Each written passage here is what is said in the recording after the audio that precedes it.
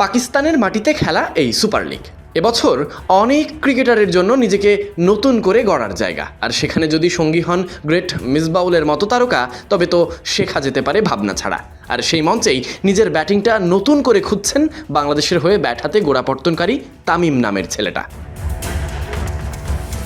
এই ধরনের লিগগুলোতে আসল লাভ এখানেই, যেখানে রান করার চেয়ে গুরুত্বপূর্ণ হলো নিজেকে আপগ্রেড করা। তানজিদ সেই কাজটাই করছেন। ফিরে আসার সময় তার সঙ্গে শুধু রান নয়, যোগ হবে অভিজ্ঞতা, আত্মবিশ্বাস আর ম্যাচ গড়ার এক অনন্য ক্ষমতা। আর সেটাই অন্যান্য ব্যাটারদের সঙ্গে তার পার্থক্য গড়ে দেবে। তামিম বোধহয় সেই প্রতিভা অর্জনে বিশেষভাবে এগিয়ে। বিশ্বের সচরাচর সব টুর্নামেন্টে ক্রিকেটারদের ব্যক্তিগত ব্যাপার কিছুটা এমনই থাকে। অর্থকড়ির সাথে নিজেকে আপগ্রেড করা আর বিশ্ব ক্রিকেটে পরিচয় পাওয়া। বাংলাদেশ থেকে যাওয়া এই তালিকায় আছেন শরীফুলরা। শুরু থেকেই শুরু করা যাক। ম্যাচের আদলে পেশোয়ার জালমি করবে অনুশীলন। নেটের দৃশ্যটা আলাদা করে চোখে পড়ে। কখনো ফ্রন্ট ফুটে ভর করে ড্রাইভ, আবার কখনো পয়েন্টের উপর দিয়ে স্কোয়ার কাট। তবে সেগুলো সবই নেটে।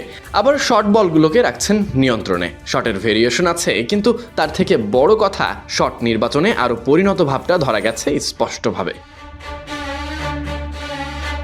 যদিও ম্যাচের আগে এই অনুশীলন ফুল টাচ বলে, তবে সেই জায়গায় সবথেকে বড় ভূমিকা মিসবাউল হকের। কথা নয়, ছোট ছোট কারেকশনগুলোই গুরুত্ব পায়।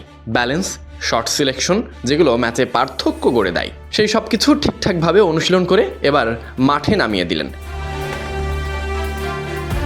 একই স্কোয়াডে বাংলাদেশ থেকে যাওয়া তারকা পেসার শরীফুল ইসলাম থাকায় প্রস্তুতিটা হয়ে উঠেছে আরও বাস্তব।